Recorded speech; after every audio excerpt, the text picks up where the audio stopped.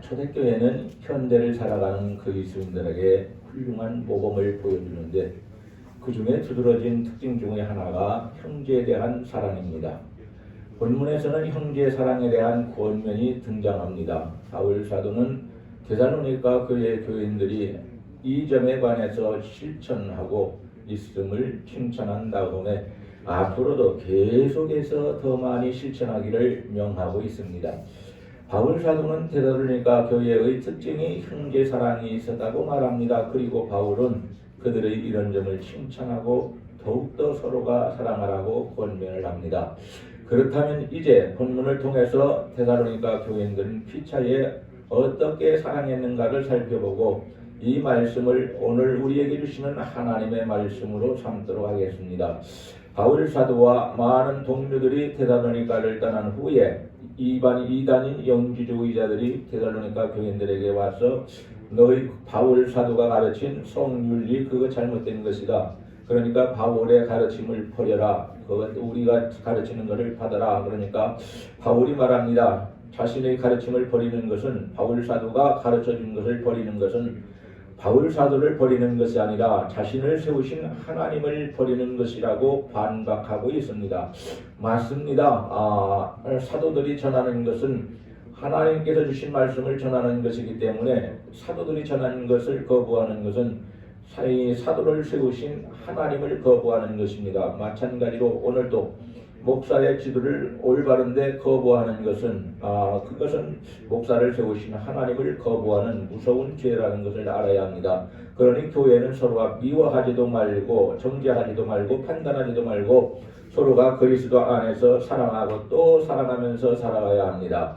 바울은 자신의 가르침을 버리는 것은 자신을 버리는 것이 아니라고 아까도 말씀드렸지만 데살로니가 교회가 이렇게 서로 사랑하며 사랑이 넘치는 교회가 되었는지 살펴보므로 은혜 받기를 축원합니다. 첫째, 형제 사랑의 성격에 대해서 알아봅니다. 구절을 보니까 형제가 사랑에 관하여는 너희에게 쓸 것이 없음은 너희가 친히 하나님의 가르침을 받아 서로 사랑함이라고 했습니다. 성도들은 예수 그리스도의 피로써 한 형제와 자매를 이룬 대가족인 성도들을 말합니다. 따라서 형제들 간에 취할 태도는 사랑하는 것이지 미워하는 것이면 안 됩니다. 미워하는 것은 하나님의 사람이 행할 일이 아니고 가질 태도도 아닙니다. 사람을 미워하는 것은 살인죄라고 해서 이것은 지옥에 들어간다고 했고 그리고 서로가 사랑하는 것은 그리스도의 사랑을 본받아서 하라고 말씀합니다. 형제를 사랑하는 것이 영원한 생명을 얻느냐 못 얻느냐의 관건이 되는 것입니다. 그러니까 형제를 교회 안에서 믿는 형제들을 사랑하는 것이 영원한 생명을 얻느냐 영원한 천국에 들어가느냐 얻지 못하느냐 지옥에 들어가느냐의 관건이 된다는 것입니다. 요한일서 3장 14절과 15절을 보면 우리가 형제를 사랑함으로 사망에서 옮겨 생명으로 들어간 줄을 알거니와 사랑치 아니하는 자는 사망에 더하느니라 이렇게 말합니다. 여기 사망은 둘째 사망으로서 천국과 지옥 가는 것을 말합니다.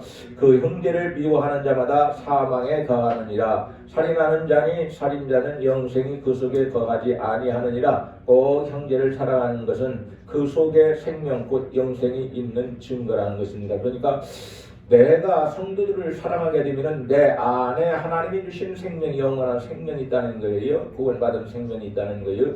그리고 내가 성도들을 사랑하는 것은 당연한 것임에도 불구하고 이것은 내가 하나님의 사람이라는 걸 증거하는 것이라고 이 바울 사도를 통해서 말씀합니다. 형제를 미워하는 것은 생명이 없는 동시에 살인자라는 증거를 얻었느니라. 초대교회가 굳건하게 유지될 수 있었던 것은 로마 속에서 살고 있지만 예수님으로부터 어떻게 살아야 할 것인가에 대해서 배우고 그리고 믿었고 행하기 때문이었습니다. 오늘 우리가 아는 것도 중요하지만 알고 있는 것을 실천하는 것은 더 중요한 것입니다. 알고 있는 것을 가지고는 구원받지 못합니다. 알고 있는 것을 믿어야만이 구원받는 것입니다. 그러니까 나는 마음속으로 믿고 있어 착각하지 마시기 바랍니다. 마음속으로 진실로 믿으면 행하는 자가 되어야 합니다. 진실로 행하는 자가 돼서 서로가 사랑할 수 있기를 주의 이름으로 간절히 축원합니다. 둘째, 형제의 사랑의 본에 대해서 알아야 합니다. 10절 보니까 너희가 온 마게도냐 모든 형제에 대하여 과연 이것을 행하도다. 이 데살로니가 교회 교인들은 하나님께 가르침을 받은 대로 피차간에 더욱 사랑하면서 믿음을 굳건히 해나갔습니다. 그런데 바울 사도는 이들끼리만 사랑하는 것이 아니라 온 마게도냐 교회의 그러니까 다른 교회 성도들에게까지도 사랑을 행함으로 본을 보였다고 말합니다. 그와 같이 데살로니가 교인들은 형제 사랑이 적극적이었으며 다른 교회들의 모범이 되었다고 말합니다. 당시 마게도냐 지방에는 성경에 기록되어 있지 않은 다른 교회들이 있었을 것으로 짐작이 됩니다. 왜냐하면 빌립보 교회, 베레아 교회, 그리고 여기 데살로니 교회가 있는가 하면은 어찌되었든 거기를 보게 되면 베레아 교회, 빌립보 교회, 또 데살로니가 교회 이게 있는 것이 아니고 데살로니가 교회는 주변 교회들이 본이 되었는데 우리는 이 사실을 성경을 통해서 입증을 받습니다. 베레아 교회는 모든 교인들이 함께 말씀을 상고하는 간절한 마음으로 말씀을 받았다고 말합니다. 이거 사도행전 17장 11절에서 말합니다.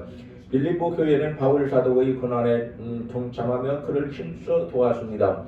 뿐만이 아니라 바울 사도는 마게도냐 교회들이 그들의 고난 중에도 예루살렘에 기근이 들고 막 핍박이 오고 지금 엄청난 난리가 나버리고 말았습니다. 그래서 이 예루살렘 교회가 모교회지만은 제일 먼저 생긴 교회지만 그럼에도 불구하고 도와주는 것이 당연하니까 거기에서 복음이 퍼져서 마게도냐 지방에 있는 모든 이방인들이 살고 있는 지역에 복음이 퍼져가지고 구원을 받게 됐으니까 그 모든 교회가 모교회 올라가 따져 올라가면 모교회가는 예루살렘 교회가 나옵니다. 예루살렘 교회를 돕는 일에 동참하는 것은 당연한 것이라고 합니다. 고난 중에도 예루살렘 교회를 돕기 위한 사랑의 모범을 보였습니다. 구제 헌금을 통해서 사랑의 모범을 보였다는 거예요. 우리도 마찬가지입니다. 우리도 이렇게 살아야 한다는 거예요. 내가 힘들 때도 어떤 사람은 더 힘든 사람이 있으면 이 사람을 조금씩 도와주게 되면은 이 사람은 자리에서 차고 일어날 수 있는 그 힘이 생기고 용기가 생겨서 다시 시작할 수 있다는 이런 사람들은 도와주고 또 도와주는 것이 옳은 것입니다. 이것을 모두 데살로니가 교회의 형제 사랑하는 모범에서 기인했다고 할 수 있습니다. 그와 같이 성도들도 형제 사랑에 본이 되어야 하며 모든 사람에게 덕을 끼칠 수 있어야 합니다. 그때에 하나님의 선한 목적들이 성도들을 통하여 성취될 것입니다. 마게도냐 지역에는 빌립보, 데살로니가, 베레아 등 세 개의 교회가 있었고 혹자에 의하면 어떤 사람에 의하면 이 지역에 엠피폴리스 또 포펠리라는 이 대도시가 있었는데 이 도시에 교회가 세워졌을 것으로 다 추측을 합니다. 그런데 거기에 반대하는 사람은 하나도 없습니다. 하나님을 기쁘시게 하는 성도의 일반적인 모든 삶에 대하여 언급한 반면 여기서는 형제 우애라는 특정한 사랑을 많이 하라는 훈계입니다. 그러니까 믿는 사람들, 믿는 그리스도 안에서 그리스도의 피로 하나가 돼서 형제 자매가 되었으니까 하나님을 아버지라고 부르는 모두가 다 형제 자매가 되었으니까 어떻게 살아가야 되느냐? 옛날보다도 훨씬 더 많이 서로가 사랑함으로 살아가야 된다. 사랑은 마음으로만 주는 것이 아니고 물론 마음으로 위로해주고 말로 위로해줄 수도 있지만 우리가 실천함으로 말씀을 실천함으로 도와줘야 된다. 그렇게 말합니다. 둘째, 형제 사랑의 분에 대해서 지금 했지요. 이것은 모두 데살로니가 교회 형제 사랑하는 모범에서 기인했다고 할 수 있습니다. 그때에 선하신 하나님의 목적들이 성도들을 통해서 성취될 때 우리는 영광에 참여하는 것이 되는 것입니다. 위에서 말한 세계의 큰 교회에도 다른 교회들이 세워졌을 것이다. 이 마게도냐는 하나님을 기쁘시게 하는 성도의 일반적인 모든 삶에 관해서 언급한 반면에 여기서는 형제 우애라는 특정한 사랑을 바울 사도가 훈계하고 있습니다. 우리는 그리스도 안에서 형제가 되는 사람입니다. 그리고 어머니 아버지의 피로 인해서 희생에 의해서 우리가 태어났습니다. 그러니까 인간적인 혈통을 따진 형제 자매들 간에도 사랑을 해야 될 것이고 그리스도의 피로 형제 자매가 된 성도들도 더 많이 사랑할 수 있어야 합니다. 실제 형제 사랑의 증거를 보게 증가를 보게 됩니다. 10절 보니까 형제들아 원하노니 더 많이 하고라고 말합니다. 지금도 잘하고 있는데 더 많이 할 수 있으니까 더 많이 해라. 너희가 마음만 먹으면 더 많이 할 수 있다. 그러니까 더 많이 하는 사람이 되라. 너희가 형제를 위해서 기도하고 있는데 그거 잘하고 있다던데 너희가 조금만 힘쓰면 더 좋은 일이 일어날 것이니 조금 더 많이 기도해라. 그런 뜻입니다. 나 이만하면 됐지 않아요 하나님. 목사님 이 정도면 제가 신앙생활 잘하고 충성 잘하는 거 아닙니까? 그런 목사가 말하는 거예요. 바울 사도가 이 시대의 목사라고 말한다면 이러는 겁니다. 아무개 집사야 아무개 권사야 참 잘하고 있다. 사랑하는 것도 주 안에서 사랑하는 것도 잘하고 있고 희생하는 것도 잘하고 있는데 더 많이 해라. 너에게는 그런 능력이 주어졌다.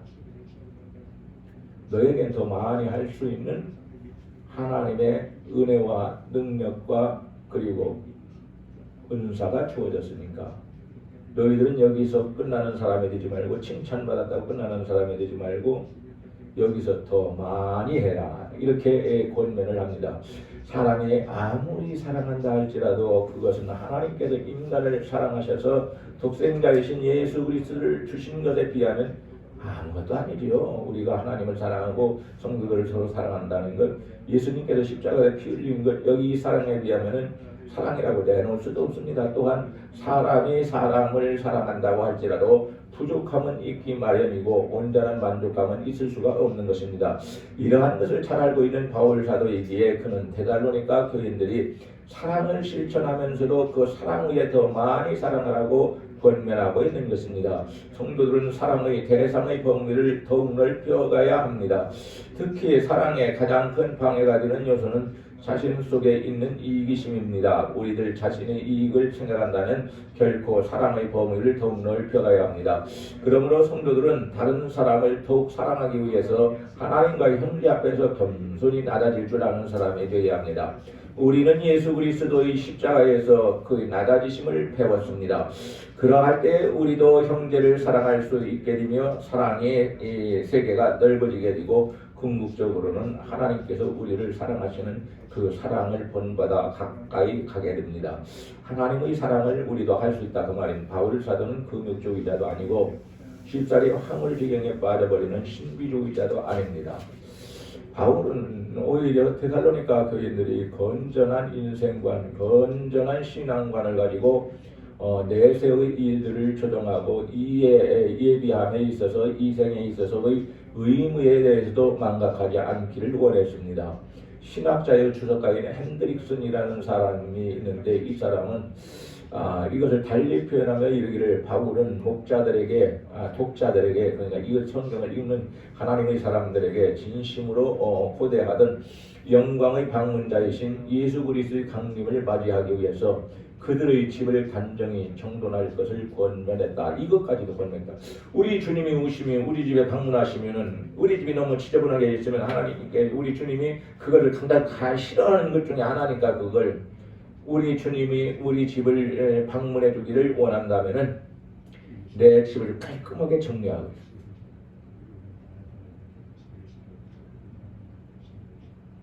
아멘이 안 나와요. 아멘이 안 나와. 사모님 들었어요? 네. 권사님 들었어요? 우리는 혼자 안 되면 남편에게 부탁을 해서라도 온 가족들이라도 집안을 깨끗하게 정리해야 합니다. 믿는 사람이 그것조차 않는데 무슨 하나님을 사랑, 너를 사랑하고 희생하고 쓸데없는 소리들 많이 합니다. 바울은 말세의 대표적인 징조로 나타나는 자유방임. 그래, 이 자유를 줬더니 완전히 방탕하고 살아가네. 나는 자유인데 자유를 주었는데 왜 당신이 얘기하냐 그러지. 국가에서 자유를 주었는데 왜 당신들이 나서느냐. 아니 맞는 것도 뭡니까 백신을 맞는 것도 내 자유 안 맞는 것도 내 자유인데 왜 너들이 이러쿵저러쿵 말하느냐. 그런데 이러한 경우에는 맞는 것이 좋습니다. 난 4차도 맞으라고 하면 가서 맞으라고 합니다. 무섭기는 한데 그래도 안 맞는 것보다는 받고 좀 사는 게 좀 낫지 않겠습니까? 오늘 우리는 형제 사랑의 삶을 촉구하는 바울 사들의 모습을 보면서 와 이제 우리도 서로가 사랑을 많이 해야 되겠다. 미워하지 말아야 되겠다. 서로가 멀리하지 말아야 되겠다.